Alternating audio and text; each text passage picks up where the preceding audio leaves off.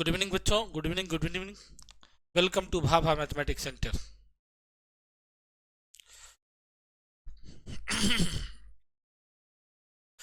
बच्चों, आज जो आपके बीच में लेके आया हूँ 11th के लिए कोर्स। 11th के लिए यूट्यूब पे भी क्लास है, रिकॉर्डेड क्लास है। और उसके बाद बहुत जल्द यूट्यूब पे मैं लाइव भी आऊँगा और फिर मेरे ऐप पर कोर्स भी होंगे। तो ये तीन चीज़ है जो कि आपको देखने को मिलेगा। तो आज मैं यूट्यूब पे हूँ और ये यूट्यूब पे जो अभी हूँ वो रिकॉर्डेड फॉर्म में हूँ, लाइव में नहीं हूँ। लाइव में आने वाला हूँ, इसकी सूचना देने के लिए मैं आज आया हूँ आपको। तो आज जो मेरा कोर्स है 11th का, मैंने एक वीडियो यूट्यूब पे डाला हुआ है सिलेबस के अकॉर्डिंग कि आपको कितने यूनिट है, सिलेबस में क्या क्या पढ़ना है, इसकी जानकारी मैंने यूट्यूब पे दी है। आप मेरा 11th का जो प्ले स्टोर है उसमें देख लेना। उसमें आपको मिल जाएगा 11 से रिकॉर्डेड 2-3 वीडियो, जिसमें एक वीडियो मेरा जो है वो आपको यूट्यूब में सिलेबस के अकॉर्डिंग है, जिसमें मैंने एनसीईआरटी का भी चैप्टर का जिक्र किया है और सीबीएसई बिहार बोर्ड सारे का चर्चा किया उसमें। तो सिलेबस में हमारे पास जो यूनिट 1 है वो सेट थ्योरी एंड ट्रिगोनोमेट्री है। तो हम सिस्टमेटिक स्टार्ट करेंगे क्योंकि बीच बात से पढ़ाने का हमको खुद अच्छा नहीं लगता और आपको भी समझने में दिक्कत आएगी। ऐसे सेट थ्योरी अलजेब्रा को, सेट थ्योरी ट्रिगोनोमेट्री यूनिट 1 में है, यूनिट 2 में अलजेब्रा है, यूनिट 3 में आपको कोऑर्डिनेट ज्योमेट्री है, यूनिट 4 में कैलकुलस है, यूनिट 5 में मैथमेटिकल लॉजिक और मैथमेटिकल रीजनिंग आप बोल सकते हो, यूनिट 6 में स्टेटिस्टिक्स है और यूनिट 7 में प्रोबेबिलिटी है। तो ये 7 यूनिट में आपका पूरा कोर्स 11th का डिवाइडेड है। यस। अब सिस्टमेट ऐसे कहोगे कि एक यूनिट को दूसरे यूनिट से लिंकअप बहुत कम ऐसा है कि एक टर्म दूसरे यूनिट में रिलेटेड होता है। यूनिट का हर एक यूनिट का अपनी अपनी खासियत है, अपना अपना उसका कंसेप्ट है। फिर भी हम चाहेंगे कि बच्चे के जहन में होती कि हम शुरू से पढ़ेंगे, तो शुरू से ही हम स्टार्ट करेंगे और बड़ा लोएस्ट ढंग से हम आपको बताने का प्रयास करेंगे। आपको आसानी से समझ में आ जाएगी मेरी बात। अगर अच्छा लगे, समझ में आ जाए तो वीडियो को लाइक भी जरूर कीजिएगा और अपने दोस्तों के भी शेयर कीजिएगा, क्योंकि इस वीक में 2 या 3 दिन हम लाइव आएंगे जो फ्री ऑफ कॉस्ट होगा, कोई पैसा आपसे नहीं लिया जाएगा। और अगर आपको फिर हमसे ही ऐप पर पढ़ने का रहे कि सर हम आपका पूरा कोर्स पढ़ना चाहते हैं, ऐप पर लाइव पढ़ना चाहते हैं, या ऐप पर फिर वो रिकॉर्डेड रखा रहेगा जब मन चाहे तब देख लें, तो उस तरह का चाहेंगे तो वो भी सुविधा आपको प्रोवाइड कराएंगे। ठीक है, तो शुरुआत करते हैं, हम लोग अपनी टॉपिक पर आती है बात करते हैं। तो सबसे पहले तो ये मेरी कोचिंग है, वेलकम टू बीएमसी भाभा में, यही लोगो ऐप पर लगा हुआ है, यूट्यूब भी इसी नाम से है। तो आपको परेशानी नहीं होगी कि यूट्यूब सर कैसे खोजेंगे या फिर आपका ऐप पर कैसे खोजेंगे। तो मेरा ऐप पर भी यही लोगो लगा हुआ है।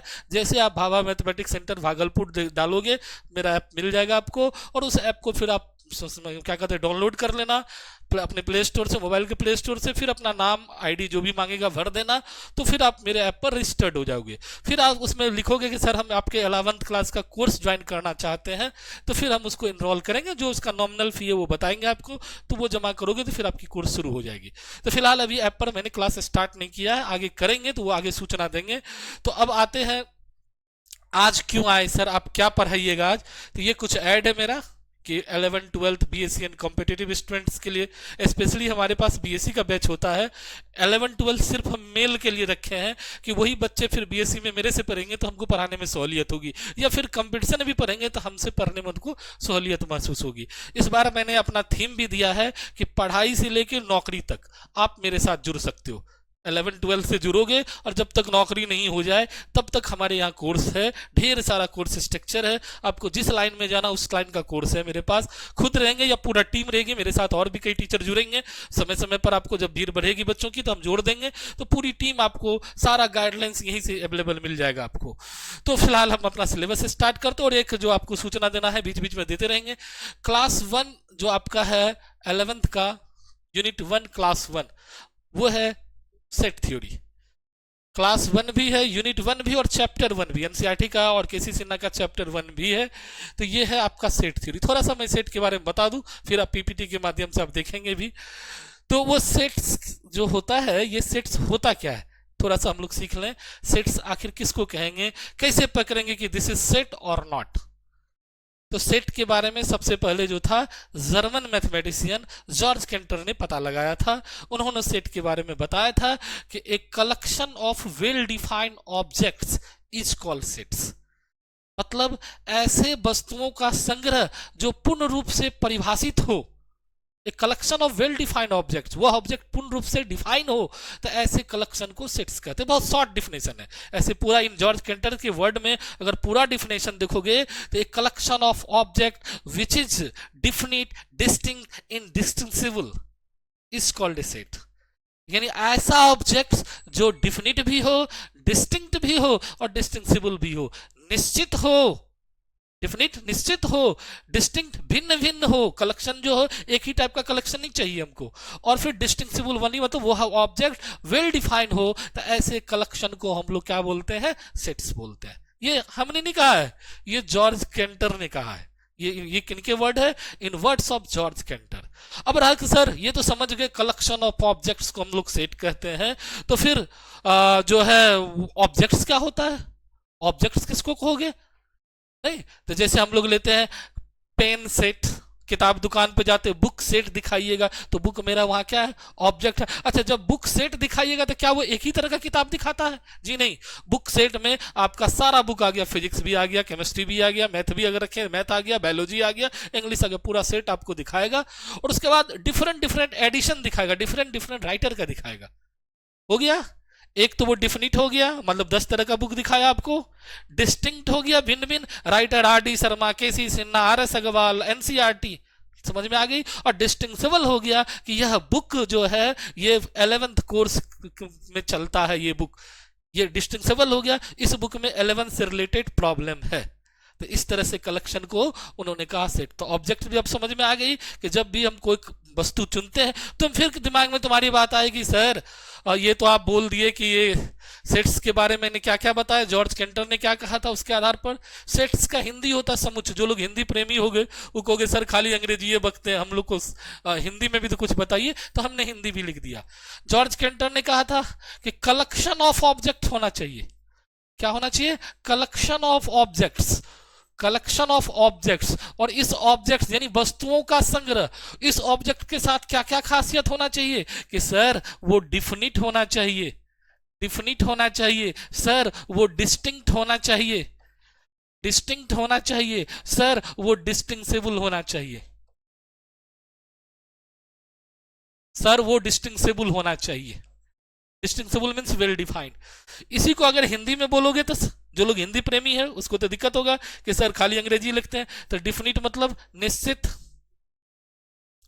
डिफिनिट मतलब निश्चित, डिस्टिंक्ट मतलब भिन्न भिन्न, अलग अलग, भिन्न भिन्न, डिफरेंट, अलग अलग, और डिस्टिंक्सिबल मतलब पूर्ण रूप से परिभाषित, पूर्ण रूप से परिभाषित, पूर्ण रूप से परिभाषित। तो ऐसे कलेक्शन को हम लोग सेट कहते हैं। मैंने बोर्ड पे भी लिख दिया, बाकी पीपीटी में बनाया हुआ है, उससे भी आप देख सकते हो। तो ऐसे कलेक्शन को हम लोग सेट्स कहते हैं कि जो डिफिनिट भी हो, डिस्टिंक्ट भी हो और डिस्टिंक्सिबल भी हो। तो अब तो हमको लगता है सेट समझने में आपको दिक्कत नहीं है। इसी वर्ड को एक लाइन में अगर कहता है तो एक collection of well defined object. Well defined में ये तीनों वर्ड आ गया। जब हम किसी का चीज को कहते हैं पूर्ण रूप से परिभाषित है, तो उसमें परिभाषा के लिए जितना भी टर्म आता सब आ गया। क्लियर। अब रहा कि सर ऑब्जेक्ट्स, आपने कहा ऑब्जेक्ट्स में हमारे पास ऑयल भी है, मिल्क भी है, ये भी तो एक ऑब्जेक्ट है sir. The collection of oils is a set, not, this is not a set. क्यों, क्यों, ये क्यों नहीं सेट है सर? क्योंकि ये अनकाउंटेबल नाउन है। हमने क्या कहा, डिफिनिट, हमने क्या कहा, डिफिनिट, इनडिफिनिट हमने नहीं कहा, डिफिनिट। तो वो अनकाउंटेबल नाउन है जिसको हम गिन नहीं सकते हैं, इसलिए ऐसे कलेक्शन को हम लोग सेट के अंदर नहीं रखेंगे। यानी एक collection of uncountable objects is not A sets. ठीक है, क्लियर, यहां तक कोई दिक्कत नहीं होगा आपको। फिर आ जाइए, a collection of beautiful girls in your town, a collection of intelligent boys in your class, this is not a set. क्यों सर, ये क्यों नहीं सेट हुआ?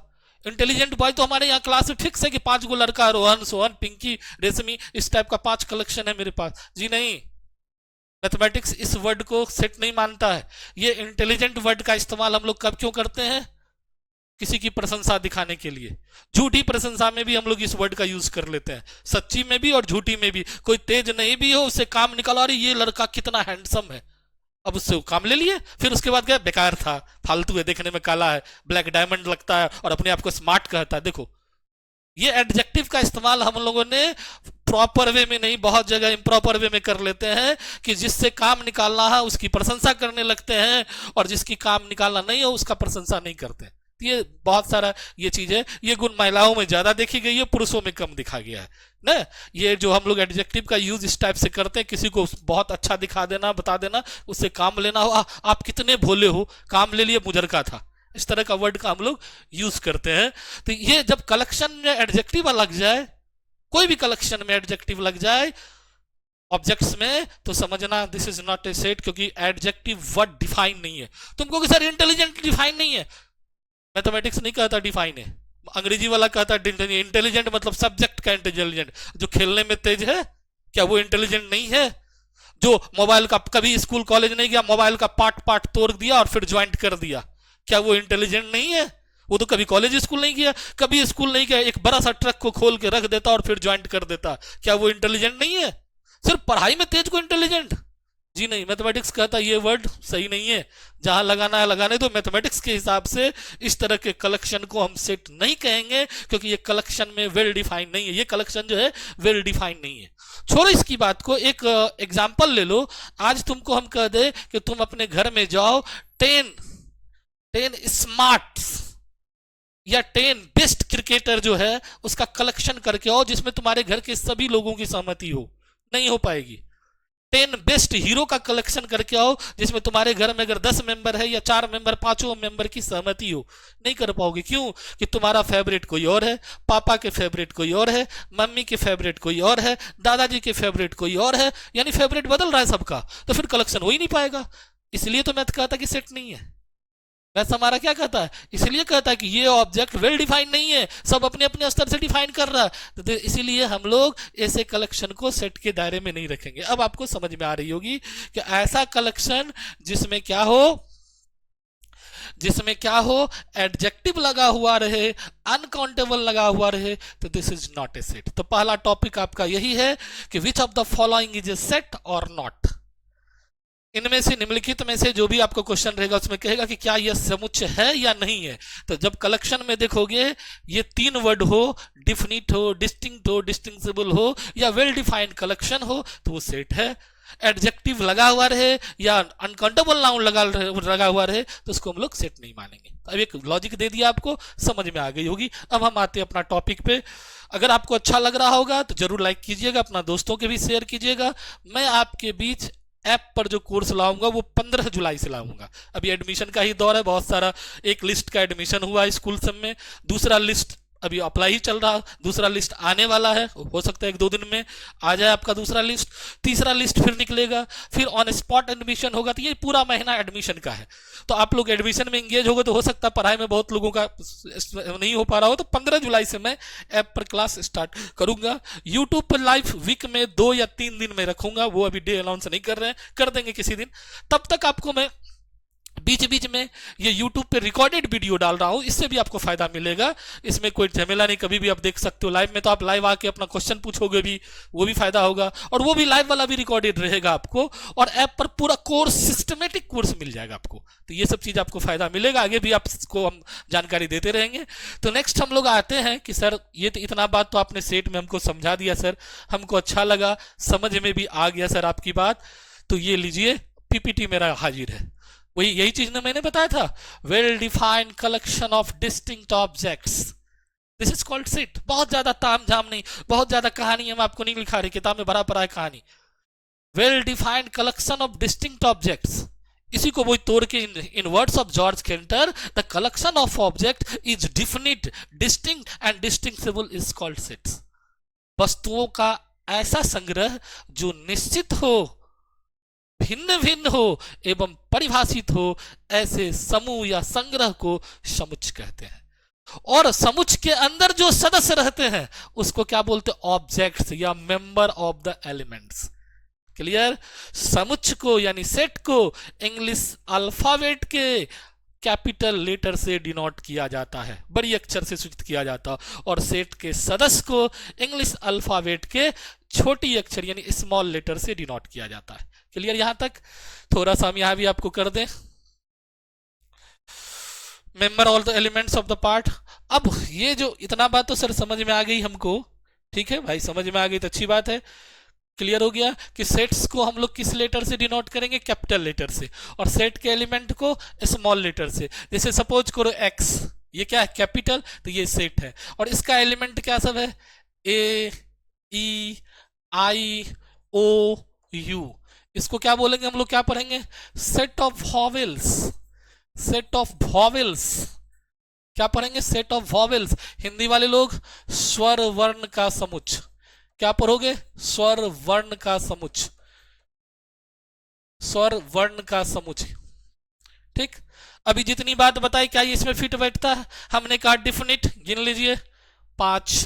डिस्टिंक्ट, ये सारा लेटर अलग अलग है, ए पहला लेटर है, ई पांचवा लेटर है, अलग अलग लेटर है। और डिस्टिंक्सिबल, क्योंकि यह स्वर वर्ण है, इंग्लिश अल्फाबेट में इसे स्वर वर्ण कहा जाता है, वॉवेल्स कहा जाता है।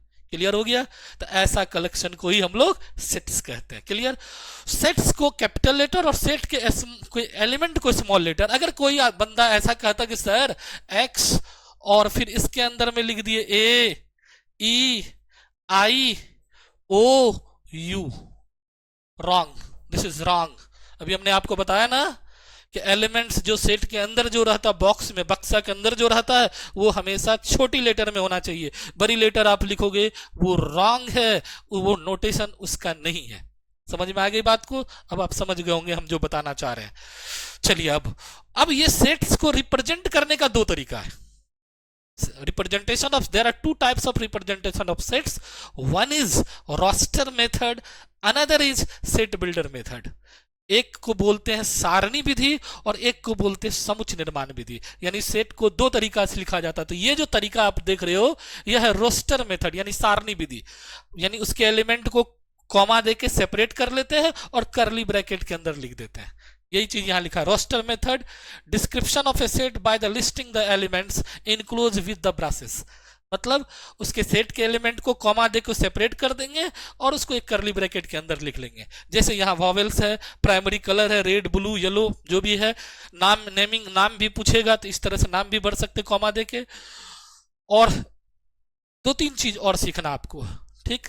और ये सेट बिल्डर मेथड में कैसे लिखते हैं? तो सेट बिल्डर मेथड में जैसे यही वॉवेल्स लिखा है ना, इसी को हमको सेट बिल्डर मेथड में लिखना हो तो कैसे लिखेंगे? ये वॉवेल्स का सेट है, ये रोस्टर मेथड, ये कौन सा मेथड है? वो रोस्टर मेथड, सारणी विधि। रोस्टर मेथड मींस सारणी विधि, सारणी विधि। अब सेट बिल्डर मेथड में इसको कैसे लिखोगे? तो ऐसे लिखेंगे, x such that x is a vowels of English alphabet, English alphabet, English alphabet। तो सर क्या लिख दिए? इसका मतलब हिंदी में हो गया x कैसा है? तो x सच दैट x एक अंग्रेजी वर्ण वाला के, अंग्रेजी वर्ण वाला के, अंग्रेजी वर्ण वाला के स्वर वर्ण है। क्या है? स्वर वर्ण है। इस तरह से जब लैंग्वेज में लिखते हैं, किसी चीज का, किसी भी सेट्स का कॉमन नेचर खोजते हैं, कॉमन प्रॉपर्टीज खोजते हैं, तो उस मेथड को हम लोग सेट बिल्डर मेथड कहते हैं। क्लियर हो गया यहां तक आपको? अब एलिमेंट्स होना या को हम लोग रिप्रेजेंट करते हैं, यानी कि कोई भी किसी का मेंबर होगा या एलिमेंट्स होगा तो उसको इस तरह से लिखते हैं, और नहीं होगा तो इसको लिखते हैं। इसको क्या पढ़ते हैं? Belongs to. इसको क्या पढ़ते हैं? Does not belongs to. Member to, does not member to. हम एक पेज लेके कर देते हैं आपको ये चीज को clear.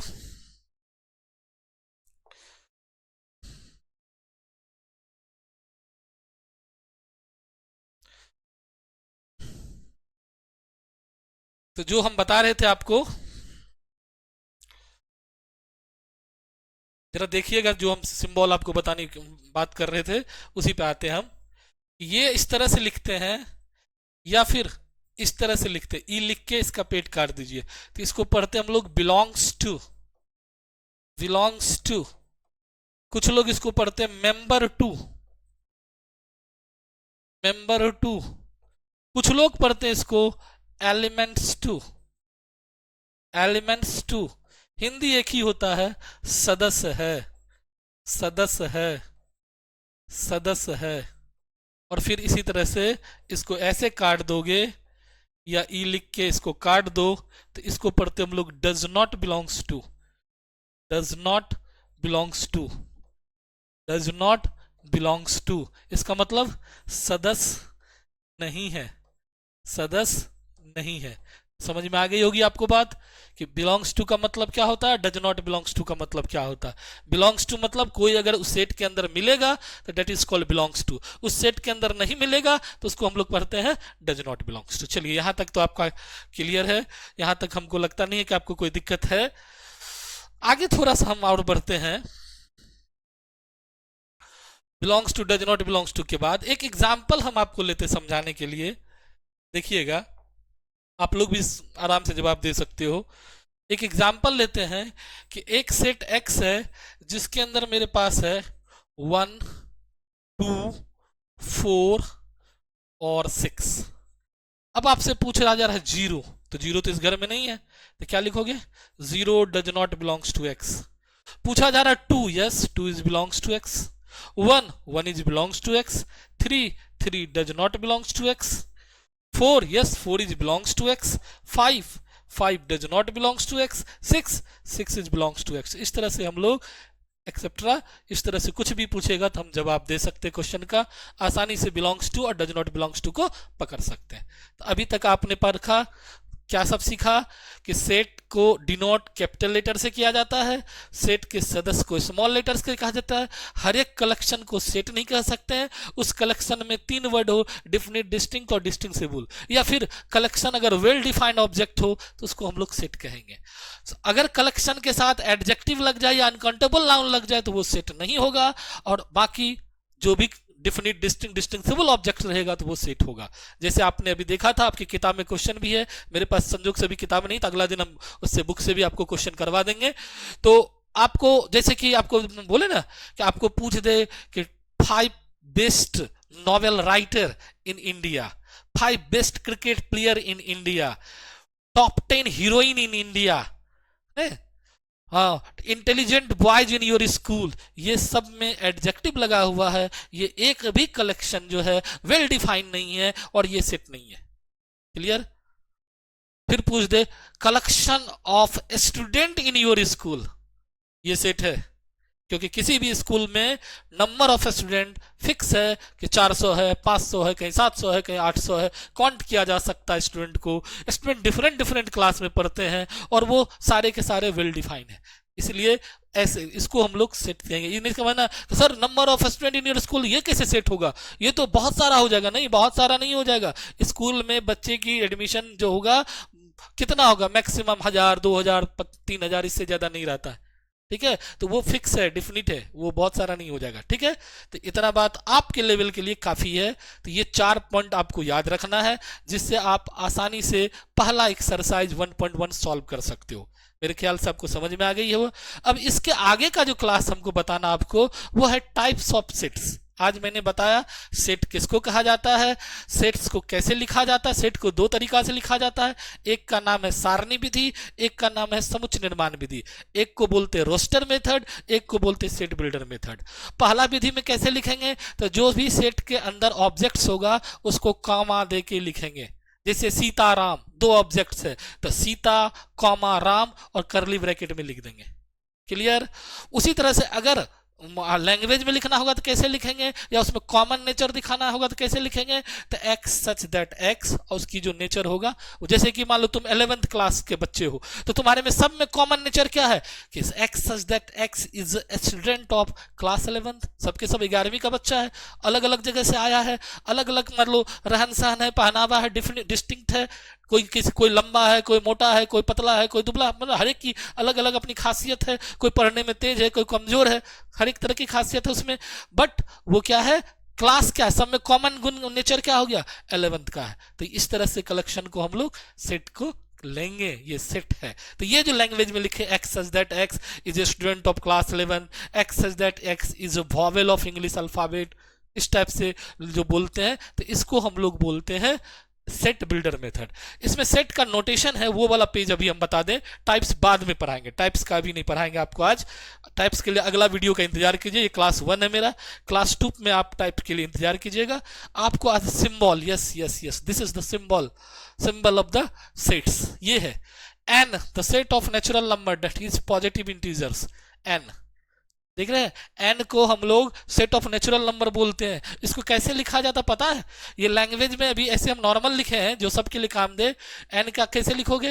1, 2, 3, 4, dot dot dot dot dot dot. फिर कहोगे सर संख्या तो सर गिनती कहां से करेंगे, ये तो अनंत तक होती है, इसको कैसे सेट में? आप ही तो बोले अनकाउंटेबल नहीं, अनकाउंटेबल नहीं है ये। आगे जाके हम पढ़ाएंगे, बीएससी में आप जाएंगे, अगर जाएंगे तो पढ़ाएंगे natural number is a countable number. ये काउंटेबल है, रियल नंबर भले अनकाउंटेबल होता है, लेकिन आपके हिसाब से आपको समझाने में आसान हो, इसलिए मैंने ऐसा वर्ड का यूज किया। यहाँ काउंटेबल अनकाउंटेबल सेट के अंदर आता है, लेकिन वो हायर क्लास में, जब बीएससी में जाओगे तो ये वर्ड हम नहीं बोलेंगे, अनकाउंटेबल वाला वर्ड। लेकिन चूंकि आपका लेवल डाउन है, आपको अभी समझने में आसानी होगी, इसलिए मैंने अनकाउंटेबल वर्ड वहां बोल दिया है, ठीक है। लेकिन बीएससी में ये अनकाउंटेबल वर्ड हटा लेंगे, एडजेक्टिव खाली रखेंगे, अनकाउंटेबल वर्ड सेट से हटा लेंगे, क्योंकि रियल नंबर अनकाउंटेबल होता है, नेचुरल नंबर काउंटेबल नंबर होता है। समझ में आ गया बात? आपको भी समझ में नहीं आएगी सर क्या बोल रहे हैं, जब आगे जाओगे तो समझ जाओगे। तो ये जो 1, 2, 3, 4 यानी नंबर्स को आप अनकाउंटेबल में नहीं रखना, याद है आपको? अभी जो आपका सिलेबस उसके अकॉर्डिंग। तो ये जो है आपको 1, 2, 3, 4 ये क्या है? सेट्स का, और क्या कौन सा फॉर्म है? Roster form. इसी को अगर लैंग्वेज में लिखेंगे तो कैसे लिखेंगे? x such that x is a natural number, is a natural number, x such that x is a natural number, यानी प्राकृतिक संख्या है। तो ये था पहला को, दोनों फॉर्म में हमने लिख के दिखा दिया आपको, रोस्टर मेथड में भी और आपके पास जो है रोस्टर मेथड के अलावा सेट बिल्डर मेथड में भी। इसी तरह से Z, set of all integers, positive negative दोनों आ जाएगा। इंटीजर्स आपको पता है ना, जेड जो है, जेड में कैसा नंबर सब होता है? Dot dot dot dot, -3, -2, -1, 0, 0, 1, 2, 3, dot dot dot. ये यानी इधर निगेटिव हो जाता है, बीच में 0 रहता है, इधर पॉजिटिव हो जाए। तो z किस किस से बना है? z plus z minus 0। Natural number को पॉजिटिव इंटीजर भी कहा जाता है, ये आप पढ़े होंगे नीचे में, तो इसी में हम सबका बना दिए आपको। ये सिंबल्स याद रखना होगा, आगे काम देगा बीएससी में भी आपको आगे क्लास में। z प्लस को पॉजिटिव इंटीजर्स कहा जाता है, z स्टार को नॉन जीरो इंटीजर्स कहा जाता है, ऐसा इंटीजर जिसमें जीरो नहीं हो। q को सेट ऑफ रेशनल नंबर कहा जाता है, e को सेट ऑफ इवन नंबर कहा जाता है, q स्टार को set of rational number, set of non zero rational number, Q plus को पॉजिटिव, R को set of real number, R star को the set of non zero real number, ठीक, R plus positive, C को set of complex number, ये पढ़ेंगे, और C star को set of non zero complex number. Star लग गया तो जीरो उसमें नहीं आएगा, याद रखिएगा इससे। तो ये सब नंबर का सिंबल्स था जो आप ध्यान में रखेंगे तो आपको बेनिफिट होगा आगे पढ़ने लिखने में, क्योंकि हम लिख देंगे वहां x such that x belongs to z plus. अब z प्लस पता रहेगा तब तो तुम सवाल सॉल्व कर पाओगे।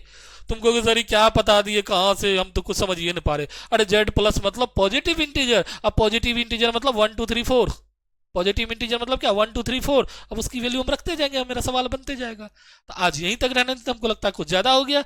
नेक्स्ट वीडियो में हम फिर कल नेक्स्ट आएंगे तो आपको इससे आगे की चीज बताएंगे, इसका प्रैक्टिकल यानी बुक से कुछ क्वेश्चन बता देंगे, और लाइव भी आएंगे, लाइव भी हम आने वाले हैं 1-2 दिन के अंदर। मैं आपको मेरे ख्याल से कल ही एक लाइव क्लास होगी। जो लोग 11th के बच्चे होंगे तो अगर आप लोग रिक्वेस्ट करोगे या हमको मैसेज भेजोगे कि सर आप लाइव लीजिए, तो मैं कल ही लाइव आ जाऊंगा। नहीं तो फिर मेरा प्लानिंग है संडे या 15 तारीख से फिर आपका क्लास लाइव आने का। तो यूट्यूब पे लाइव मैं कल ही आ जाऊंगा। अगर आप लोग 5-6 लोग भी अगर रिक्वेस्ट भेजोगे कि सर हम लोग आपसे पढ़ना चाहते हैं, आपकी बात हमको समझ में आ रही है, तो मैं कल यूट्यूब पे शाम में इवनिंग में 8 बजे के आसपास लाइव आ जाऊंगा। ओके, तो यहीं तक रहने देते। थैंक यू वेरी मच बच्चों, जय हिंद। अगर अच्छा लगा तो दोस्तों के बीच में शेयर कीजिए। मैं पूरा कोर्स लेके आ रहा हूं आपके लिए, और मैं उम्मीद करता हूं कि आपको मैं पूरा अच्छे ढंग से समझा दूंगा। Thank you very much.